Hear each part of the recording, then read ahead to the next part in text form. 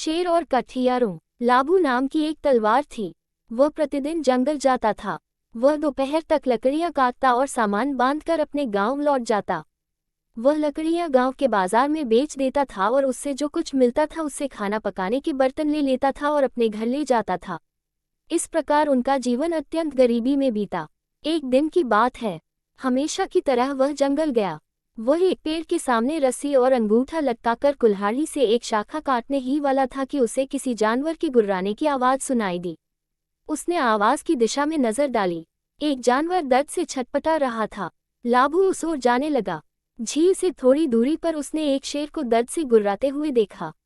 बाप रे, ये जंगल का राजा शेर है, इसके पास मत जाना। वहीं पर एक शेर की नजर उस पर पड़ी। शेर की आंखों में बेबसी थी। लाबू ने हिम्मत करके उसके पास जाने का साहस किया। उसने देखा कि शेर के पैर का अंगूठा भी तीर से लहूलुहान हो गया है। सिंह ने कहा, भाई मेरी मदद करो, मेरे पैर में तीर लगा है, जल्दी से निकालो। लाबू को दया आ गई लेकिन वह डर के मारे करीब आ गया। शेर के पैर से एक तीर निकाला गया। झील थोड़ी ही दूरी पर थी। वह वहां चला गया। उसके अंगूठे को गीला कर दिया। फिर वह शेर के पास आया और अपने गीले अंगूठे से उसके घाव को साफ किया। जंगल में कई जंगली औषधीय पौधे हैं। किसी औषधीय पौधे की पत्तियां लेकर उसका पेस्ट दोनों हथेलियों में लेकर शेर के घाव पर पुलटिस की तरह लगाएं। सिंह ने बताया कि जब वह पानी पीने के लिए झील पर आए तो एक शिकारी ने तीर से उनका शिकार करने की कोशिश की। हालांकि तीर लगा, वह उछला और बमुश्किल झाड़ियों में छिप गया। हालांकि शेर एक हिंसक जानवर था, फिर भी लाबू को उस पर दया आ गई। दिन में लकड़ी काटते काटते उसने कई बार उसकी जांच की और जब शाम हुई तो लाबू ने फिर उसके घाव पर दवा लगाई। अगले दिन लाबू सामान्य से पहले जंगल चला गया। मैंने देखा कि शेर उधर से चला आ रहा है और झील के किनारे पानी पी रहा है। सिंह ने कहा कि उन्हें रात में अच्छी नींद आई। 4-5 दिन में शेर ठीक हो गया। हालांकि लाबू ने घाव की जांच की और दवा लगाना जारी रखा। अब शेर ठीक से चल सकता था। एक शाम जब लाबू लकड़ी लादकर घर लौट रहा था तो सिंह ने कहा, तुमने मेरी बहुत सेवा की है। लाओ, ये लकड़ी पीठ पर रख दो, मैं तुम्हें तुम्हारे गांव पादर तक छोड़ दूंगा। हम सचमुच थक गए थे। उसने शेर की पीठ पर बोझ रख दिया। फिर तो ये रोज का नियम बन गया। लाबू लकड़ियों का बोझ तैयार करता था और सिंह कहीं से भी समय पर पहुंच जाता था। वह इसे रोज गांव के पाद में छोड़ देता था। जैसे जैसे दिन बीतते गए लाबू का लालच भी बढ़ने लगा। एक भारी 2 हो गए, 2 से 4 हो गए। वह और धन इकट्ठा करने लगा। गांव में भी चर्चा होने लगी। लाबू को शेर के साथ देखने के लिए पादर तक ग्रामीण जुटने लगे। गांव में लाबू और उसकी पत्नी का सम्मान बढ़ने लगा। सभी लोग शेर की कहानियां सुनने के लिए उसके पास एकत्रित होने लगे। शेर की तरह जंगल का राजा, लेकिन लाबू बकरी बन जाता है और उसकी हर बात मानता है।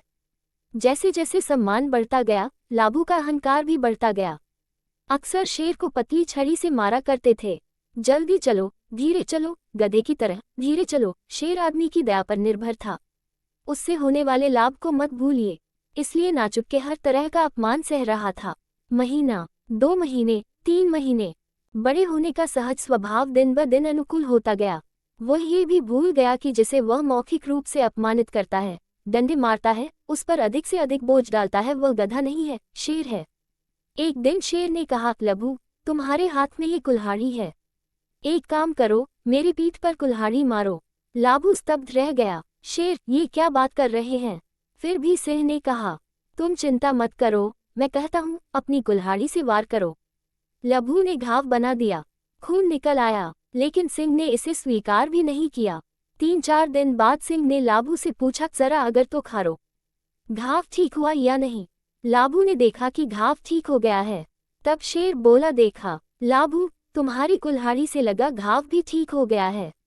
मैं उस दिन तीर के घाव पर दवा लगाने की दयालुता नहीं भूला हूँ। बदले में मैंने अब तक आपकी बहुत सेवा की है। मैं ये देखने का इंतजार कर रहा था कि जैसे जैसे आप बड़े होते हैं, क्या आपके मानवीय स्वभाव में सुधार होता है। पर वह नहीं हुआ। कुल्हाड़ी का घाव सहा जा सकता है, लेकिन अपने कटु गांव के लोगों के बीच डंडे से मेरा अपमान करना, गधे की तरह शेर को गधे की तरह हाँकने का अहंकार। लाबू, कैसे आदमी हो तुम? मन से किसी की सेवा नहीं कर सकते।